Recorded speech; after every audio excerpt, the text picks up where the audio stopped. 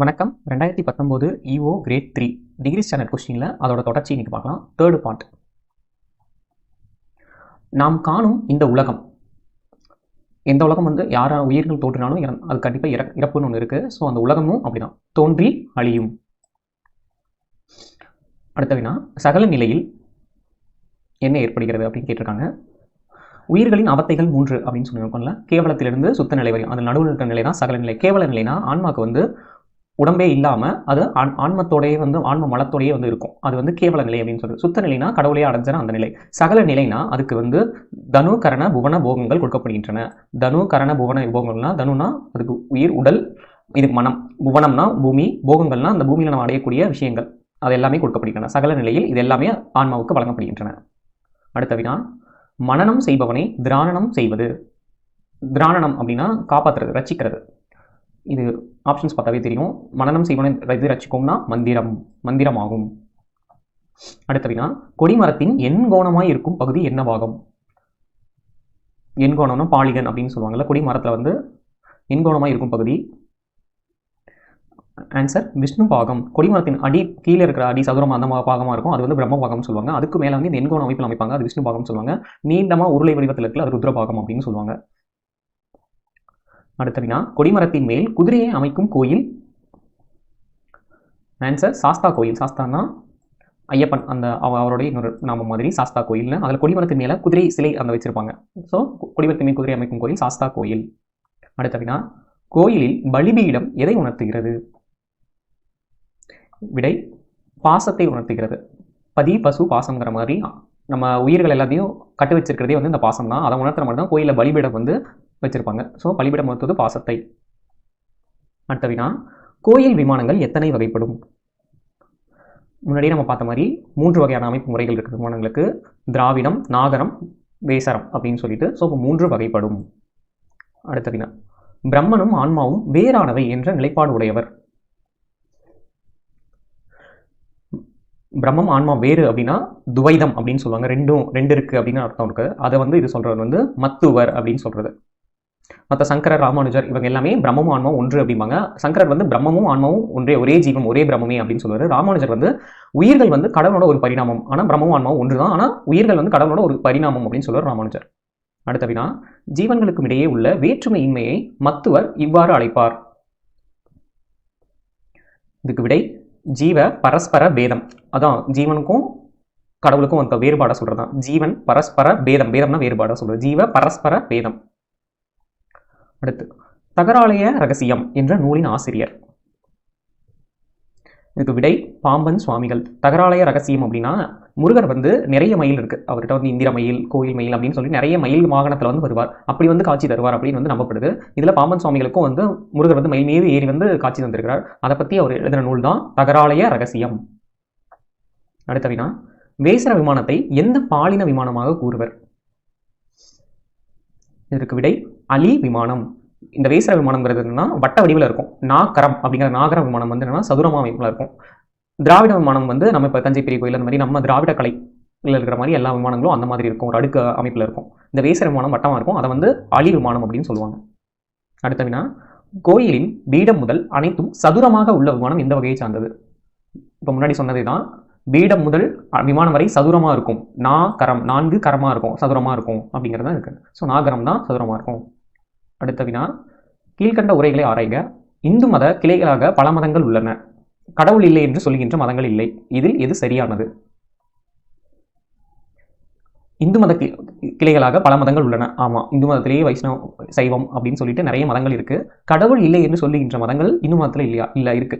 கடவுள் இல்லை என்று சொல்கின்ற மதங்கள் 5 இருக்கு. உலகாயுதவாதம், புத்தம், சமணம், சாங்கியம், மீமாம்சம் அப்படின்னு சொல்லிட்டு 5 இருக்கு. ஸோ அதுவும் அந்த மதங்களும் இருக்கு. கடவுள் இல்லை என்று சொல்கிற மதங்கள் இருக்கு. அந்த மதங்கள்லாம் உயிரை நம்புறாங்க, கடவுளை நம்பல. கடவுள்னு ஒருத்தரை நம்புற. இதுக்கு கடவுள் இல்லை என்று சொல்ற மதங்கள் இல்லை அப்படின்னு சொல்லியிருக்காங்க. அப்ப ஒன்று மட்டுமே சரி. அதுதான் இதோட ஆன்சர். அடுத்த வினா, கீழ்கண்டவற்றில் எது தவறான இணை?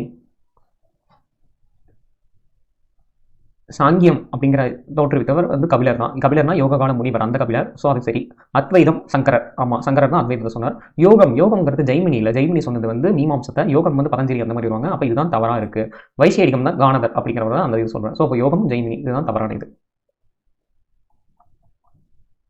கடவுள் இல்லை என கூறும் சமயங்கள் பௌத்தம், சமணம், அத்வைதம், சார்வாகம். இதில் எது சரி அப்படின்னு கேட்டிருக்காங்க.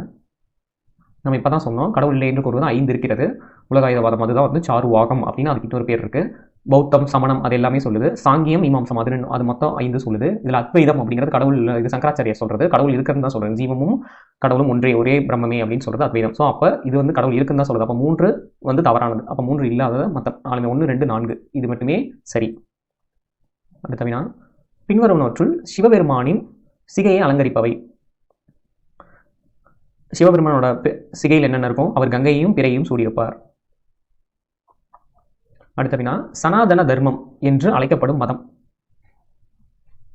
சனாதன தர்மம்னா அழிவே இல்லாத அறம் அப்படின்னு சொல்லப்படுது. அந்த மதம் இந்து மதம். அடுத்த வினா, எல்லா பொருளிலும் விஷ்ணு உள்ளிருந்து இயங்கும் நிலைக்கு டேஸ் என பெயர்.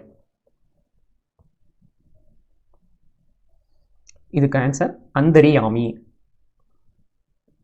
அடுத்த வினா பொறுத்துக்க, சங்கரர், ராமானுஜர், மத்துவாச்சாரியர், விவேகானந்தர் அவங்க கடைபிடிச்ச கொள்கைகளில் வந்து பொறுத்த சொல்லியிருக்காங்க. சங்கரர் அவர் என்ன இது பண்ணார்னா அத்வைதம்.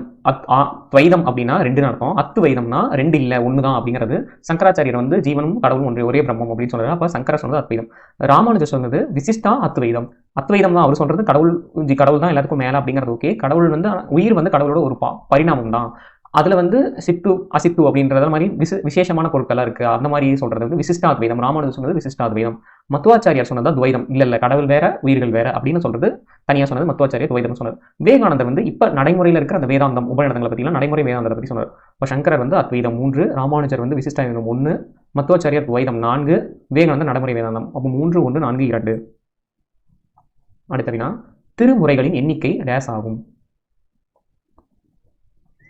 12 திருமுறைகள் அப்படின்னு சொல்லுவாங்க சைவ சித்தாந்தத்தில். தேவாரம் முதல் 7 தேவாரம், அதுல இருந்து தொடங்கி கடைசி பெரிய புராணம் வரையும் மொத்தம் 12 இருக்கு திருமுறைகள். அடுத்த வினா, விஷ்ணுவின் கடைசி அவதாரத்தின் பெயர் என்ன? இது நிறைய பேருக்கு தெரிஞ்சிருக்கும். கடைசியா எடுக்க போற அவதாரம் அப்படின்னு நம்பப்படுறது கல்கி அவதாரம். அடுத்த வினா, பிரம்ம சமாஜத்தை தோற்றுவித்தவர். பிரம்ம சமாஜத்தை தோற்றுவித்தவர் ராஜாராம் மோகன் ராய். இவர் தான் சீர்திருத்தவாதி திருத்தத்தின் தந்தை அப்படின்னு சொல்லுவாங்க, ராஜாராம் மோகன் ராய். தயானந்த சரஸ்வதியா வந்து ஆரிய சமாஜத்தை தோற்றுவித்தார். ஆனால் பிரம்ம சமாஜத்தை தோற்றுவித்தார் ராஜாராம் மோகன் ராய். அடுத்த வினா, சைவ சமயத்திற்கு முதல் குரு டேஸ் ஆவார். சைவ சமயத்தின் முதல் குரு திரு நந்தி தேவர்.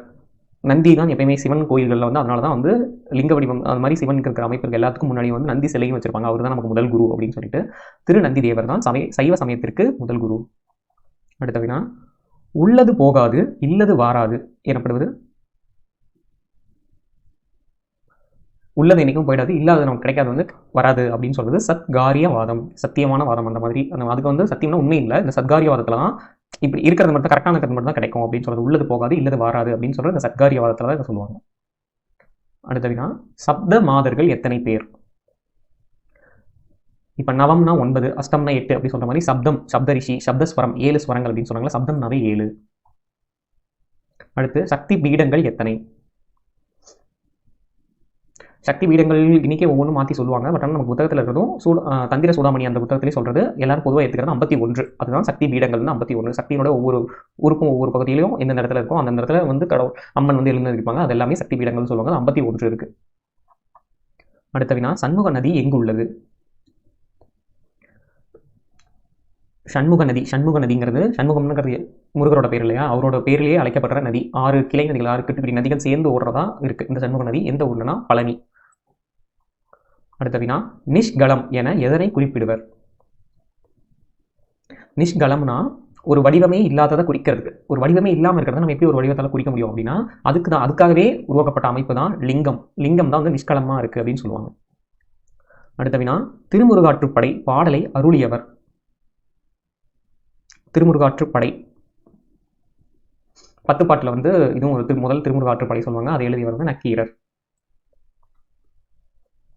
அடுத்த வினா, திருக்கோயில் கும்பாபிஷேகம் முடித்து 3 பட்சம் கழித்து செய்யப்படும் ஆராதனைக்கு என்று பெயர். கும்பாபிஷேகம் முடிச்சுட்டு 3 பட்சம்னா முதல்ல 1 பட்சம் அப்படின்னா 15 நாட்கள். பிரதமையில் தொடங்கி அமாவாசை இல்லைன்னா பிரதமையில் தொடங்கி பௌர்ணமி, அந்த மாதிரி 15 நாட்கள் சொல்றது ஒரு பட்சம். 3 பட்சம்னா 45 நாள். 45 நாள்னா கிட்டத்தட்ட ஒரு மண்டலம். அதான் மண்டலாபிஷேகம் அப்படின்னு சொல்லுவாங்க. 3 பட்சம் கும்பாபிஷேகம் முடிச்சு 3 பட்சம் செஞ்சால் மண்டலாபிஷேகம். அடுத்த வினா, சஷ்டி அப்த பூர்த்தி என்பது எந்த ஆண்டு நிறைவு விழாவை குறிக்கும்? நிறைய பேருக்கு பண்ணுவாங்க, அதுலேயே தெரிஞ்சிருக்கும். சஷ்டினா 6 அப்படின்னு அர்த்தம். சஷ்டி அப்தம்னா 60 வருட பூர்த்தியை தான் வந்து சஷ்டி அப்த பூர்த்தி அப்படின்னு சொல்லுவாங்க. அடுத்த வினா, கலையுரைத்த கற்பனையே நிலையென கொண்டாடும் கண்மூடி வழக்கமெல்லாம் மண்மூடி போக என்ற பாடல் வரிக்கு சொந்தக்காரர். இதை சொன்னவர் வந்து திருவருட் பிரகாச வள்ளலார். அடுத்த வினா, திருவருட் பிரகாச வள்ளலார் பிறந்த தினம். நம்ம எப்பயுமே ஆண்டாவது கரெக்டாக ஞாபகம் வச்சுக்கணும். ஆண்டு ஞாபகம் வச்சுருந்தது இங்கே 2 ஆப்ஷன் இருக்குது. நமக்கு இப்போ தான் வந்து திருவருட் பிரகாச வள்ளலாரோட பிறந்த நாளை வந்து தனிப்பெருங்கருணை நாள் அப்படின்னு அறிவிச்சாங்க. அது என்னைக்குன்னா அக்டோபர் 5. அப்போ 5ஆம் தேதி 10வது மாதம், 5வது தேதி 10வது மாதம். எந்த வருடம் பார்த்தீங்கன்னா 1823. அப்போ சரியா இருக்கிறது 5/10/1823. நம்ம எப்பயுமே ஆண்ட முதல் ஞாபகம் வச்சுட்டு அடுத்து வருடம் அந்த மாதத்தை ஞாபகம் வச்சுக்கணும். 23 அக்டோபர் அப்படின்னு வச்சுட்டு அக்டோபர் 5 அப்படின்னு ஞாபகம் வச்சுக்கலாம். ஏன்னா 5/10 நம்ம கன்ஃபியூஸ் ஆகிடும். 10/5 கூட இருக்கலாமே அப்படின்னு நமக்கு எக்ஸாமில் கன்ஃபியூஸ் ஆகும். ஸோ அதனால மாதங்கள் வந்து எப்பயுமே என்ன பண்ணுங்க, அக்டோபர் அப்படிங்கிற மாதிரி எழுதி வச்சுட்டே படிக்கலாம். அடுத்த வினா, வேதாந்திகள் மெய்ப்பொருளை 3 நிலையில் பேசுவர். அவை? இதுக்கு விடை பிராதிபாஷிகம், வியாவகாரியம் மற்றும் பரமார்த்திகம் அப்படின்னு சொல்லிட்டு வேதாந்திகள் வந்து மெய்ப்பொருளை வந்து 3 இதாக சொல்லுவாங்க. அடுத்த ஓர் நாமம், ஊர், குணம், வடிவம் இல்லாதவர். இது பார்த்தோன்னே தெரிஞ்சிடலாம் யாருக்கு வந்து அது எதுவுமே கிடையாது அப்படின்னா கடவுளுக்கு தான். அடுத்த வினாவும் ரொம்ப எளிமையானது. கண்ணுக்கு புலப்படாமல் இருப்பவர். கண்ணுக்கு புலப்படாமல் இருப்பவர் கடவுள். ஓம் என்னும் பிரணவத்தில் தோன்றும் எழுத்துக்களின் எண்ணிக்கை. ஓம் அப்படிங்கிற பிரணவ மந்திரத்தை நம்ம ஆ, உ, இம் அப்படின்னு அந்த 3 எழுத்துக்களும் சேர்ந்த ஒரு ஓங்கார வடிவமாக சொல்கிறோம். ஸோ அப்போ அதில் உள்ள தோன்றும் எழுத்துக்களின் எண்ணிக்கை 3. ஆ, உ, இம். அடுத்த வினா, கடவுளின் அரூபம் எத்தனை? கடவுள் ரூபமாகவும் அரூபமாகவும் ரூபரூபமாகவும் அப்படின்னு 3 வடிவங்கள்ல அது 9 நிலைகளாக இருக்கார். அதில் அரூபமாக இருப்பது, அதாவது வடிவமே இல்லாமல் இருப்பது 4. சிவம், சக்தி, நாதம், பிந்து அப்படின்ற 4 இதா அரூபமாக இருக்கிறார். அடுத்த வினா, நமச்சிவாய என்பதன் பொருள். இது தெரிஞ்சிருக்கும். சிவனுக்கு வணக்கம். நமச்சிவாய அப்படின்னா சிவனுக்கு வணக்கம். அடுத்த வினா, மகா மனு என்ற பஞ்சாக்கரத்தின் பயன். பஞ்சாக்கரம்னா இந்த நம சிவாய அப்படின்னு சொல்கிறேன், அதுதான் பஞ்சாக்கரம். நம சிவாய அந்த 5 எழுத்துக்கள் தான் வந்து பஞ்சாக்கரம்னு சொல்லுவாங்க. அது ஒவ்வொன்றுக்கும் ஒரு அமைப்பில் இருக்கும். இப்போ நம சிவாயம்பாங்க, சிவாய நமம்பாங்க, சிவாயம்பாங்க, சிவ அப்படிம்பாங்க. அப்படிங்கிற எல்லாத்துக்கும் ஒரு பேர் இருக்குது. இப்போ நம சிவாய அப்படின்னு எழுதுறது தான் ஸ்தூல பஞ்சாக்கரம் அப்படின்னு சொல்லுவாங்க. இந்த மாதிரி ஒவ்வொன்றுக்கும் ஒவ்வொரு பேர் இருக்குது. மகா மனு இல்லைன்னா மகா காரணம் பஞ்சாங்கம்னு ஒன்று, பஞ்சாக்கரம் அப்படின்னு ஒன்று இருக்குது. அதுக்கோட பொருள் வந்து என்னன்னா சிவமே யாக்கும், சிவமாவோடே சேர்ந்துருவாங்க. அதுதான் மகா காரணம். ஷி அப்படிங்கிற அந்த ஒரு எழுத்தை குறிக்கிறது தான் அது மகா மனு அப்படின்னு சொல்றது. சிவமே யாக்கும். அடுத்த வினா, அத்வைத வேதாந்தத்தின் வேறு பெயர். அத்வைதம், துவைதம்னா 2, ஆத்வைதம்னா 2 கிடையாது, 1 தான் அப்படிங்கிற வேதாந்தம். அதுக்கு வந்து என்னன்னா வேறு பெயர். பேதம்னா 2, அத்வைதம் 2 கிடையாது அப்படிங்கிறதுக்கு போடுறாங்களா, அதே மாதிரி பேதம்னா 2, அது 2 கிடையாதுன்னு சொல்றதுக்கு அபேதவாதம். அடுத்த வினா, பஞ்சபூதத்தில் பிருத்திவியின் அதிதேவதை. பிருத்திவி அப்படின்னா பூமி, பூலோகம் அப்படின்னு அர்த்தம். ஒவ்வொன்றுக்கும் ஒரு அதிதேவதை இருக்கும். அது மாதிரி உலகத்துக்கு இந்த பிருத்திவிக்கு அதிதேவதை வந்து யாருன்னா ராமன். அடுத்தது, பஞ்சபூதங்களை பின்வருமாறு வரிசைப்படுத்தப்படுகின்றது. வரிசை என்னன்னா பிருத்திவி, அப்பு, தேயு, வாயு, ஆகாசம். பிருத்திவினா நிலம், அப்புனா நீர், தேயுனா தீ, வாயுனா வாயு, ஆகாசம்னா ஆகாயம். அடுத்த வினா, உயிர்களின் உத்பிஜ தோற்றம் என்பது. உத்பிஜம்னா தாவரங்கள்ல தோன்றது, வித்து, வேர், கொடி, கொம்பு, கிழங்கு இவற்றில் தோன்றுவது எல்லாமே உத்பிஜம் அப்படின்னு சொல்லுவாங்க. அடுத்து, உயிர்களின் தோற்றத்தில் சராயுஜம் அப்படிங்கிறது என்றால் என்ன? சராயுஜம்னா நம்ம எல்லாரும் மனிதர்கள், விலங்குகள்லாம் கருப்பையில் தோன்றுவோம்ல, அவங்க எல்லாமே சராயுஜம். அடுத்து, மனிதர்களின் பிறப்பில் உள்ள பேதங்கள். இந்து மதம் வந்து உயிர்களின் பேதங்களா 84 லட்ச பேதங்கள் இருக்கு அப்படின்னு சொல்றாங்க. அதுல இருக்கிறதுலேயே குறைவானது மனிதர்களுக்கு மட்டும் 9 லட்ச பேதங்கள் இருக்காங்க அப்படின்னு சொல்றாங்க. அடுத்து, விலங்குகள், பறவைகள், நீர்வாழ்வன அது எல்லாத்துக்குமே வந்து 10 லட்ச பேதங்கள் இருக்கு அப்படின்னு சொல்றாங்க. அதுக்கு அடுத்து யாருன்னா தேவர்கள். தேவர்களின் பேதங்கள் வந்து 11 லட்சம்.